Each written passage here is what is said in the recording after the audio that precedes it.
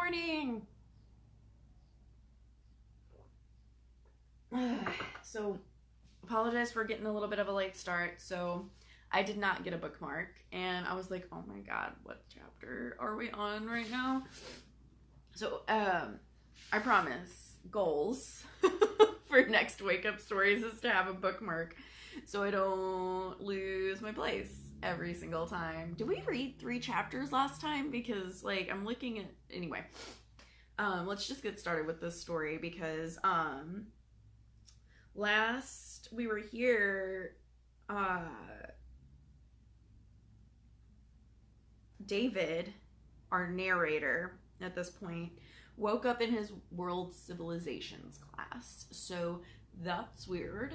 Also, I try to remember to do this at the beginning of each video. Trigger warning, massive trigger warning for basically everything. It's been a minute. I'm not reading these ahead of time, so I don't know what specifically for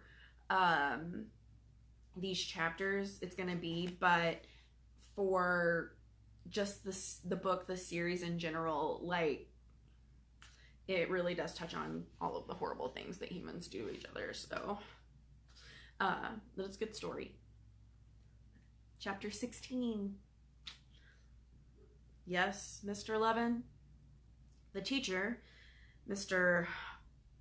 Arbuthnot, asked me, arching one eyebrow and peering over the top of his half glasses. Was that an exclamation of delight at the contributions made by Galileo? I grabbed the desktop. I stared at the girl sitting across the aisle from me. I was at my desk. At my desk. I was dry, warm. I was dressed in jeans and a baggy cotton sweater. I stared at my wrists. Nothing. No blood, no scabs, no scars. I slapped my hand to my chest. No stab wound. I touched my nose. Cotton bandages. My nose was tender. At least that was real. A dream? I muttered. Mr. Arbuthnot had lost his patience. Mr. Levin, we're rather busy studying the Italian Renaissance. Granted, only 2 or 3 of your fellow students are paying attention, but do you suppose that for their sake you could control yourself? This was insane. It had all been a dream? No way, not possible. My eyes snapped open. Open on Jalil's annoyed face. He was smothering me. His hand clamped over my nose and mouth. I slapped his icy fingers away. What the hell are you doing? See? He said calmly. No need to yell. Simply shut off the flow of oxygen and a person will wake up. He sat back, clutching his arm, shivering. I blinked at him. Utter confusion. A wet April and a wet Christopher glared at me. How can you sleep? April demanded, outrage. He has the only pillow. Christopher pushed past me and began untying the bundle I was leaning on, but the knots wouldn't give way to his blue-tinged fingers. Jalil unfolded his knife, inspected the ropes, and cut once. He pulled the rope away, wound it up, and stuck it into April's backpack. I stared, uncomprehending. I was still dealing with having been in Arbuthnot's class. Was that a dream? Was this? Both seemed real. Both had felt complete. Clothes, Christopher said. Warm clothes. Here. He tossed a dull gray wool dress to April. I must have dreamed, I said. I was back at home in class. Last period, World Civ. Yeah, well, your dreams suck, Christopher said. You could have dreamed of anything and you came up with World Civ. Here. He handed me a skin, shaggy gray fur, actually 2, crudely stitched together. I wrapped it around myself. I found a belt and cinched it around the waist. Then I realized I had the rough garment on upside down. There was no neck hole, but the skins formed vague shoulders. Really all that mattered to me was that it was warm. Okay, does anyone else have a slight problem with this? Jaleel asked. There just happens to be a boat and no one around. There just happens to be a bunch of warm clothing that just happens to fit us. I rose gingerly to my feet, careful not to capsize the boat. I looked around. Bare rock wall plunged straight from the clouds down into the water and probably hundreds of feet further down. I saw no beach, no place to get out of the water except for a tumble of boulders where one of the rock faces had collapsed. If we hadn't found the boat, we'd have frozen and died. No way out of the water. We were awfully lucky then, April said darkly. Way lucky. How about the way we fell? Christopher asked. Like slow motion. You can't be jumping that far and survive.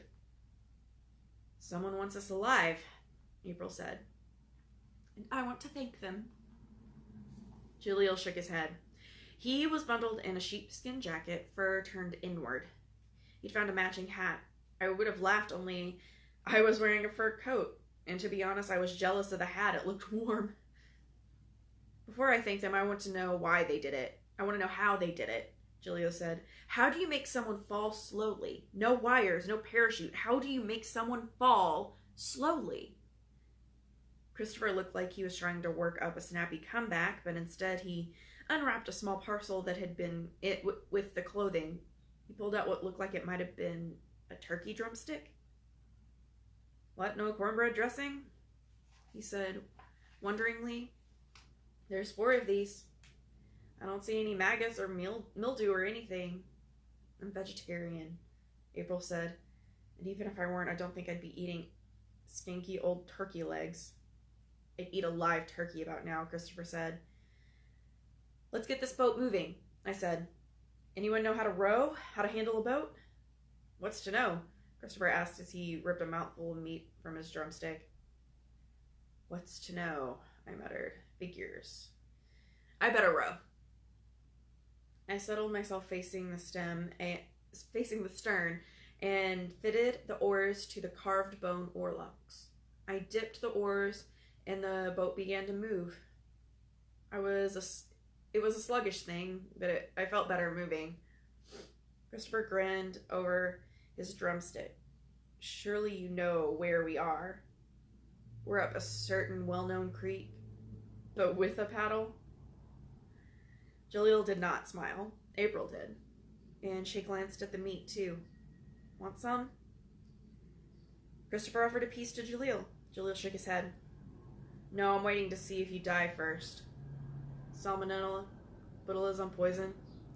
Christopher took another defiant bite. Jaleel said, so, here's what we have. We've been transported to some place that shouldn't exist, but obviously does. We've run into creatures who shouldn't exist, but obviously do. Loki, Fenrir, that snake the size of a derailed Amtrak, trolls, not to mention Vikings. We jump and fall too slowly, just happening to land near a boat loaded with clothes for 3 males and 1 female. And while we're at it, why does a Norse god speak English? I was getting into the rowing. The familiar rhythm was reassuring, but it was causing blood to seep from the shallow puncture in my chest. Not much blood, not enough to worry about, but it wasn't going to heal with me rowing. The cliff face passed by, undifferentiated, featureless. I glanced over my shoulder every so often, nothing visible ahead either. I saw April smile mischievously at Jaleel. It's magic. It's all magic. She was baiting Jaleel. I guess she knew something about him that I didn't. Jaleel jumped at the bait. Magic? You mean what? Something supernatural? The word supernatural was a sneer. Superstitious nonsense for idiots. Horoscopes, new age, baloney, magic, auras, all of it. If something exists, it's part of nature. So the whole idea of something being supernatural is ridiculous. I mean, by definition, nature is the sum of all things that exist. So if something exists, it is natural. April grinned, satisfied at having provoked Jaleel. So what's your explanation, Jaleel? I may be wrong, but that guy back there calling himself Loki looked pretty supernatural to me. No. See, that's my point. I'm obviously not denying that Loki and all the rest of this is real. I'm just saying that one way or another, there will be a logical, natural explanation. Christopher laughed. You know, I thought all black guys in the Chicago area wanted to grow up to be Michael Jordan. You want to grow up to be Mr. Tuvok. Who's Mr. Tuvok? Jaleel said coldly. And by the way, all black guys don't want any one thing. Oh wait, no, we do all want to not be stereotyped by ignorant white trash. Christopher held up his hands, palms out, miming no offense. Then he said, hey, I basically agree with you. I believe in what I see and touch and can eat and drink and spend. Everything else is bull. April nodded. You are so right, Christopher. I mean, you are so right and so forceful in all that. You just get me hot. I mean, you really do. And we're going to die anyway, so just take me now. She scooted back toward Christopher and lowered her voice to a husky whisper. You think I'm kidding, but I'm not. I want you here and now. She was just convincing enough that Christopher made a sort of move to put his arm around her. She pushed away, laughing slyly. Ah, so you just believe in what you can see, huh? Looks to me that you are ready to believe in a miracle. Christopher flushed, gaped, and then laughed. I gave him credit for that. Lots of guys can laugh at someone else. Christopher could laugh at himself. You see a lot less of that. I kept rolling. I was thinking about what Jaleel had said. He had definite beliefs. Me, I was clueless. I knew just one thing. All of it involved Senna. I was remembering her when we came around a sharp corner and were very suddenly not alone. The longboats wallowed at anchor, masts bare, empty. Other ships lay beached at the bottom of the crescent-shaped harbor. They'd been pulled up to a stingy strip of black sand. Altogether, there must have been 30 or 40 warships and an equal number of broader-beamed cargo ships. There was a village to our port side, left if you're facing the bow. I saw smoke curling up through the masts, over the low-slung ships. I glimpsed crude stone houses. I saw people moving back and forth. Lots of people. The black cliffs curved up and behind the village, petering down into a series of up-jutting rock teeth. Trees grew behind that dragon spine of stone. A forest of tall, straight, dark pines rising on a gentle slope. I noticed some sort of wall, but I couldn't see it very well, just bits and pieces. Between the wall and the rocks was bare grass, open space. It had probably been a forest once, cut down to build the town. Get us out of here, Christopher hissed, before they see us. They've already seen us, I said. I nodded toward a man standing on a nearby anchored ship. He stood with his foot on the gunwale. He was resting his hand on a longbow and watching us with a marksman's eye. I wonder if he's any good with that bow. Let's not find out, Jaleel said. April took matters into her own hands. Hello, she yelled, waving at the Viking bowman. Hi, how are you? No response. I kept rowing. A good bowman could hit us from this distance. A really good bowman could probably put a shaft through each of us inside of about 30 seconds. I felt that shaft, felt it in my guts, felt it sticking out past my spine. Imagined being able to reach behind me and grab the bloody arrowhead. Maybe we should just row away, and keep smiling, Christopher suggested. My sword was laying at the bottom of the boat. If I could get close enough, maybe. Suddenly, around the back of the nearest ship, a boat only slightly larger than ours came into view. Two men with arms like my legs were rowing it. The boat turned neatly around the sea serpent prow of the ship that came for us. We just cannot catch a break, Christopher muttered. One of the oarsmen stopped and stood up. Who are you? Why do you come here? 3 of them now. 4 of us. But that was comparing Marines to toddlers. They were armed, they were dangerous. We were 4 lost fools in a rowboat.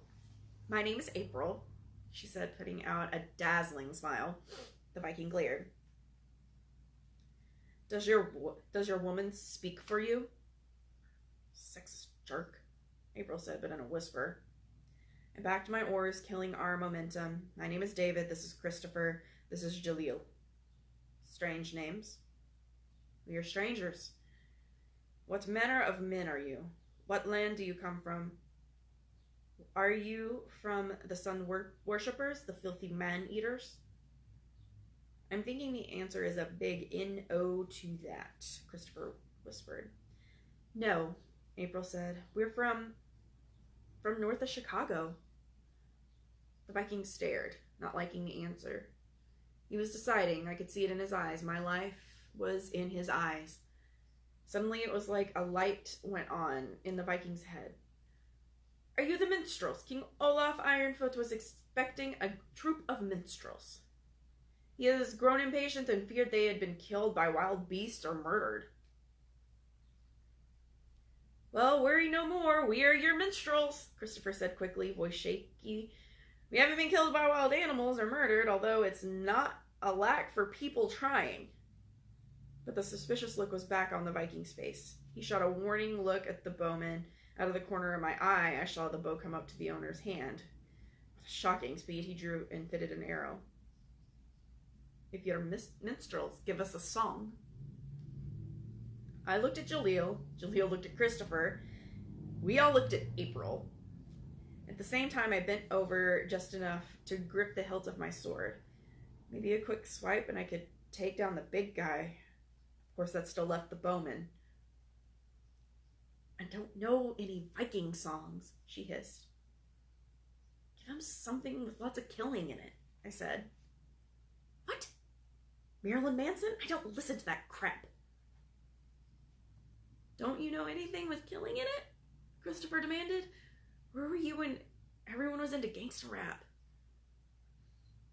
April bit her lip, eyes darting back and forth as she dredged through her memory. Killing! She yelled suddenly. Killing! Killing me softly with his song, playing my life through his words. I froze.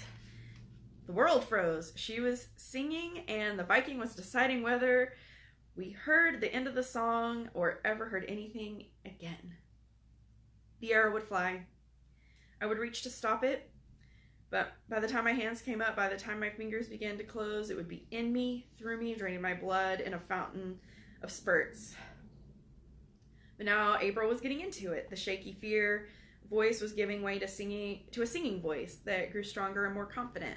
Her eyes were closed. Her hands were as white as she twined them, nails digging into bone. The girl could sing.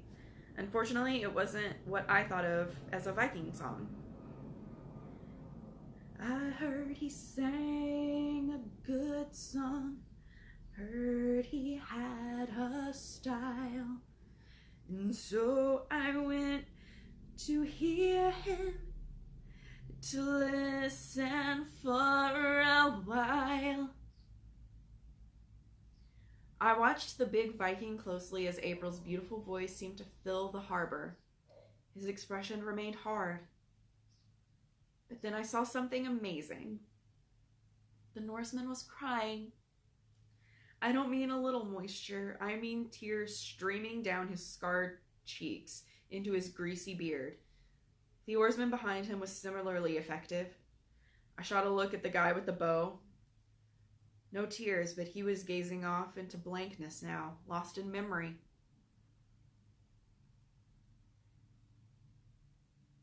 I let go of the sword hilt. We weren't going to fight our way out. We were going to sing for our lives.